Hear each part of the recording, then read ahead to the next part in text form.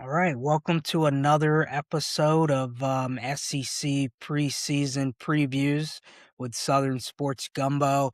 We're going to be talking about Missouri baseball tonight. Little recap of their 2025 season was Carrick Jackson's second year at the helm. He's entering year three now. They had a tough season, 16-39 overall, 3-27 in the SEC. A few bright spots coming into this season is, they did add pitching coach Drew Dickinson from Virginia, who, change there was much needed in SEC play. They had an 11.42 ERA, gave up 300 runs in conference play in 236 innings. As bad as things were on the mound for them, though, a term I would use to describe this team, they were fighters last year. I remember they opened up SEC play against LSU. LSU had a big win Friday in that series. And there were, Missouri, I think, averaged 7 runs a game against the Tigers, who ended up going on to win the championship. So, despite all the things that went wrong, that team never gave up. Going into this 2026 season, two big losses for them is, shortstop and third baseman Jackson Lovage last year. He went in, I think, the eighth round of the draft, hit 357 with 12 homers. And then Will Libbert transferred to Ole Miss, struck out 55 in 53 innings pitched. So he was a key piece of that staff last year. Few of their returners that I like in the field. They've got Caden Peer, their center fielder, hit 299 last year with 7 doubles and 5 home runs and 164 at bats. And catcher Mateo Cerna, he brings the most power back from last year with 9 home runs, and he'll be a steady presence behind the plate and, bring power to that lineup. On the mound, two guys that I really like coming back. The first one's Javen Pimentel. He missed all of 2025. He was scheduled to be their Friday night starter.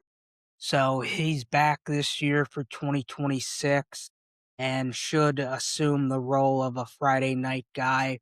And then Ian Laus, another pitcher, he did a little bit of everything from a starting role to a bullpen guy. Had 33 innings pitched, struck out 42. He should slot in as the closer this year, which is going to be big for them to have a guy with experience there. And then some guys they added to the field, Cam Durnan, the shortstop transfer from Wichita State, hit 17 doubles and should be a really solid glove for them up the middle. At DH and first base is Jace Wiota from South Carolina. Should provide some power. Had 140 plate appearances last year, hit 300 with 6 home runs. So for a team that needs to find some power, he's a good addition. And then a few additions on the mound that I like from the transfer portal ranks and high school. First is Jackson Sobel. He's a transfer from Georgia Tech. Had Tommy John surgery, but came back in summer ball in Northwoods, struck out 26 in 21 innings of work. So was able to work some of that rust off in the summer. And then freshman Sam Rosen. He was originally a Virginia commit with, their head coach heading to Mississippi State and their pitching coach heading to Missouri. He followed his pitching coach. He was touching 96 to 98 in the fall. I don't know exactly where he's going to land in the rotation here, but he's going to be a guy who's going to get some innings for sure and that they're excited about up in Missouri. So, any thoughts on some of their additions and key returners, Kevin? Yeah, I like Pimental and Los, like you mentioned. I think the thing though that with Missouri, they struggled last year with pitching. And I still see that as their biggest problem, even though I think they'll be a little better with the pitching they have than they did last year. Last year, their number three guy in the SEC, he pitched in the non-con and he pitched fairly well. But once we got into SEC play, he was barely breaking 85, 86, and it really showed. And their pitching got beat up pretty much every weekend, with the exception of the Texas A&M series. Somehow, miraculously, they swept that series at A&M, cost A&M a tournament berth. You know, their lineup last year scored runs. They averaged 6, 7 runs a game last year. They actually had a pretty good everyday lineup, but it was their pitching that just couldn't, win games for them. I think their pitching will be a little better this year. I do like Cerna and some of their lineup, but I still see this team. One of the things for Carrick, their coach, is this is the lowest spending NIL group in the SEC, and so Missouri's really not shown that they've committed to college baseball. So it's tough for him. He's got to build a team and try to maintain the players because he's not going out and getting transfers like other schools. The quality transfer is the best of the group. So I see this team, better than the 3 wins last year, but I still see them as probably a 6, 7 win team at tops. I still would put them at the bottom of the SEC, in my opinion. And I still, maybe best case scenario 8-22, something like that. That's just kind of where I see it. The conference is so tough. And while they have some good players, some nice players, I don't really look at anybody they've got and say, well, that's an all conference guy, first, second, third team. So I just think it's going to be hard for them to get past that, 7, 8 win total. Your thoughts on it? Yeah, definitely. I'm gonna go to their lineup and then I'll wrap up in a minute with some predictions for them. But you're gonna have Cerna behind the plate, Tyler Macon at first, Garrett Goldbeck at second, Chris Patterson at third, Cam Durnan, the transfer from Wichita State, at shortstop. Their outfield is where I feel like they've got the most potential and most talent. Uh, Cameron Benson, who's finally healthy, should be their left fielder. Caden Pierre at center field, Pierre Sills at right field, and then Jace Wyota at DH. I really do like their outfield a lot. A really athletic and fast outfield. Caden Pierre is a guy who I think is, I'm not going to say poised for a breakout season because he was solid last year, but I think he's a guy who's under the radar for a lot of people. And then with their pitching staff, Javen Pimentel should be their Friday night guy. Jackson Sobel is going to be in the rotation. And then Brady Keelenbrink was a guy who they're probably going to throw left-handed pitchers Friday, Saturday, Sunday this year. But Kalen Brink was a true freshman last year, threw 34 innings, struck out 40, but he had a 10.06 ERA. So he really took his lumps last year, starting 9 games with 14 appearances. I look for him to kind of, be an improved guy. I'm not saying he's going to have a 3.2 ERA or anything, but if he can get in that 4.6 to 5.2 range as their number two guy, that's going to set them up for a lot of success. And then Ian Laus, the redshirt senior, also another lefty who struck out 42 in 33 innings. Uh, Started 7 games last year, gets to go to that closer role this year.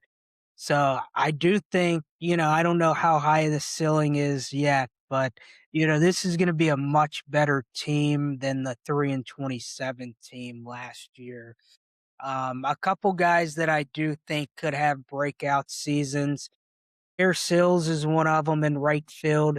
Hit 291 last year, 8 doubles, 5 home runs, 22 RBIs. Was a little banged up at parts of the season, but he's a really physically gifted athlete on the team.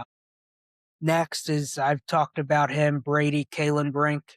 the left-handed pitcher who took plenty of lumps as a freshman.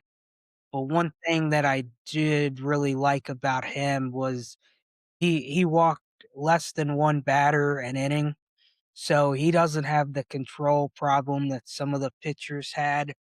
And then my 3rd pick to click for him is gonna be first baseman Tyler Macon. Started 27 games last year, hit 272, really good defensive guy. He's gonna be their opening day starter at first base, and I expect to see the bat improved a little bit too. So over to their schedule, at home, they get Auburn, Texas A&M, South Carolina, Arkansas, and Vandy. On the road, they're at Tennessee, at Kentucky, at Oklahoma, at Georgia, and at Texas. And then they miss Florida, LSU, Mississippi State, Ole Miss, and Alabama. So while the challenging road series against Tennessee, Georgia, Texas are there, and they've got some challenges at home in Arkansas, Vandy, and Auburn. They have a slightly easier schedule than last year.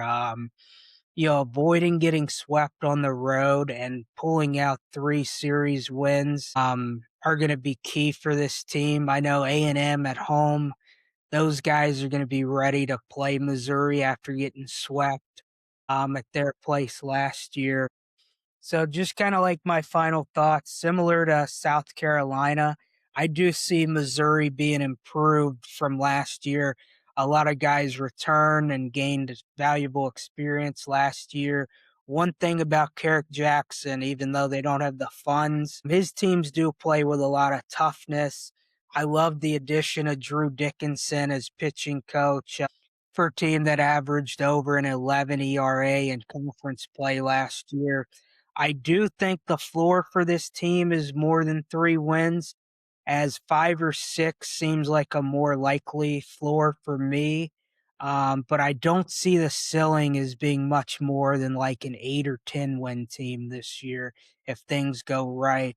With a weaker non-conference schedule, it's gonna be important for them to take care of those games.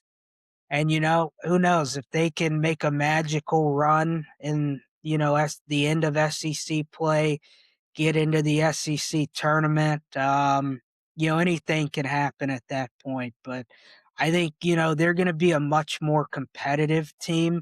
I think that team ERA is going to be down, a few runs. And they'll see some tangible positives that should bode well for 2027. So I think they're moving in the right direction, but I still don't think they're there yet as a tournament team. What do you think, Kevin?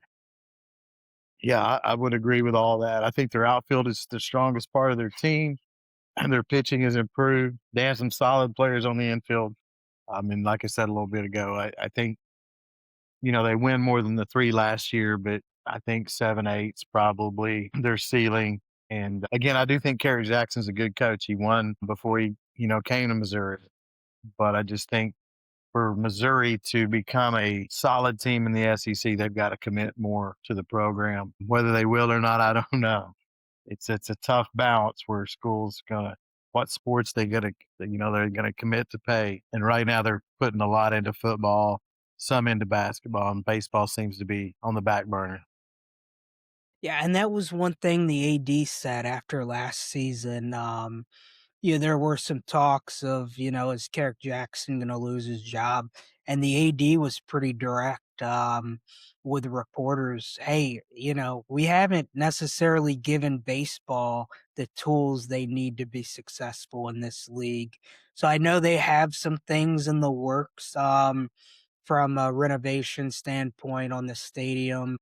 I would assume that there would be more funds given to baseball from an NIL perspective, but it's going to depend on how much is given because they are almost years behind everybody else in the SEC. And, I don't think it matters who you have coaching the team if you're that far behind. There's very, very little chance of success. I would agree with that. Cool. Well, that's a wrap for Missouri baseball. Remember to like, subscribe, follow, and we'll see you soon with more SEC baseball previews.